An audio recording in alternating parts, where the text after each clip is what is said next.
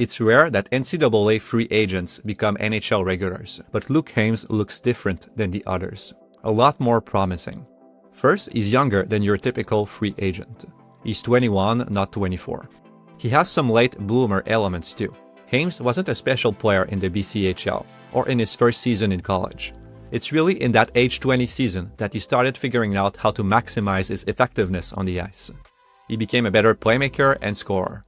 He spent part of this season on the sidelines due to an injury, but after coming back, he picked up right where he left off, continuing to improve and work on the details of his game. Now, he's one of the very best players in college hockey. Shots on goal per night, along with Cornell, one of the stingiest in allowing shots. And they score here into the slot. Luke Haymes with his second of the night.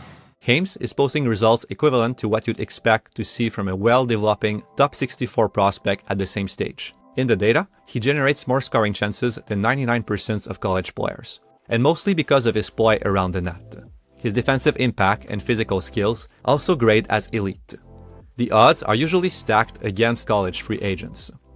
But we believe in Haymes' ability to keep improving and reach for an NHL role. They wrap up with one another, Haymes and Stanley, rolling off of checks on the end glass, out to the point, and Foley skating, left circle, drops it back, quick snapper, loose in front, shot, score! In this video, we're going to break down the most interesting shifts of his most recent game against Yale University. It was one of his best performances of the season.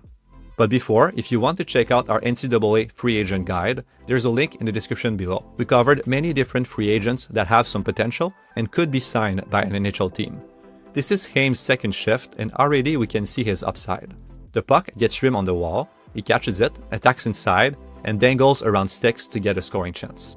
There are many great details here. He lets the puck slide past him and stops it here. This way, he has his back between the opponent and the puck and protects it. And he looks up inside his catch, which allows him to spot the big gap between the high and the low defender.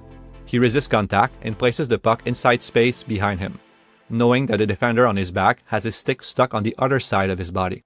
The play doesn't work, but Haymes doesn't stop. He goes right back to pressure the puck carrier. He moves above the puck when there's a turnover, safeguards his team, and pressures the puck carrier again in the neutral zone, winning back possession for his team.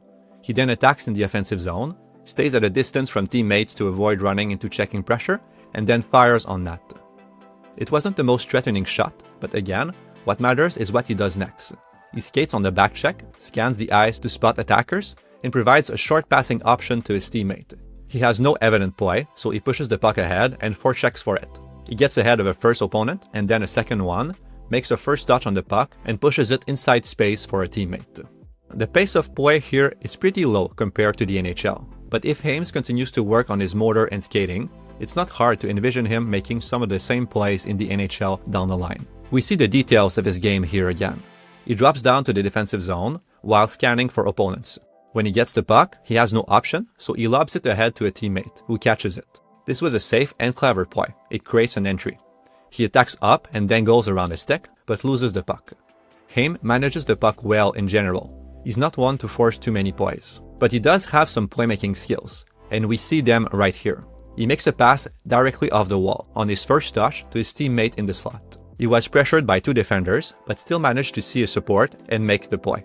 And this is another pretty good sequence where he uses his supporting teammate to get deeper in the zone and get a better look at the net. Maybe he should have shot on reception instead of driving in, but the playmaking idea was good. The most projectable aspect of Haymes' game remains his wall play.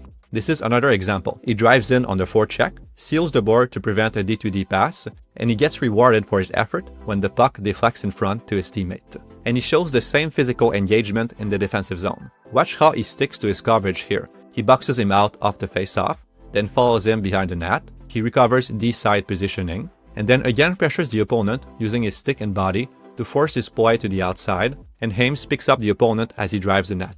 We're seeing the habits and motor that could make Haymes a good NHLer. He's not the only one with this kind of qualities in the NCAA and AHL, but again, what separates Haymes from others is that he has a layer of skill on top of his strong habits. He reads plays well and can take advantage of the opportunities he sees. Like here, he anticipates that his teammate will cut inside, he sees the space between the high and low defender, and that his opponent is turning his feet, anticipating a shot. So he fakes that shot and cuts inside to try and release from a better spot.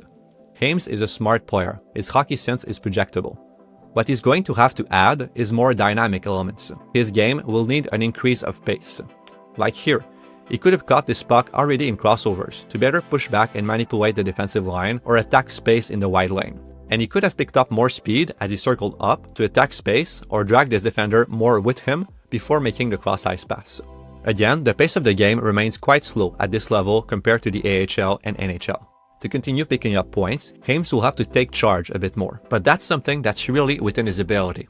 He sees that the space is behind this defenseman, so he chips the puck ahead. And just like before, he reads the feet of the next defender coming at him. They're facing the backboard, so he looks inside and finds a teammate with a pass. When the play doesn't work, he instantly moves above the puck, safeguarding his team and initiating his backcheck. Here's another example of his ability to quickly move on to the next play. He falls off the face-off, but then as he sees the play move to the slot, he rushes to the net to get open for a pass. It comes and he scores. Here we see a last example of his playmaking ability. He's on the half wall on the power play. He exchanges the puck with his defenseman, shifting the defense around. Then he attacks down, fakes a shot, and pulls off a deceptive cross-ice pass. The goalie makes a great save. Haymes has upside as an NHL prospect. In many ways, at his age, he looks just as good or even better than many of the prospects around the league that have already been drafted by a team. We'll see who ends up signing him, but in a year or two, if he keeps the same development curve and adds more dynamic abilities, he could become a solid bottom six player who can retrieve and protect pucks, drive the middle, defend well, and show some playmaking abilities. Into the middle, Haymes towing, dragging, alone, he scores! What a goal! Luke Haymes makes it 2-0 on the power play. So that's it for this video. If you enjoyed it, please like and subscribe. You should also check out our NCAA free agent guide that we released in the news section of Elite Prospects. We covered multiple free agents that have some potential and could be signed by an NHL team.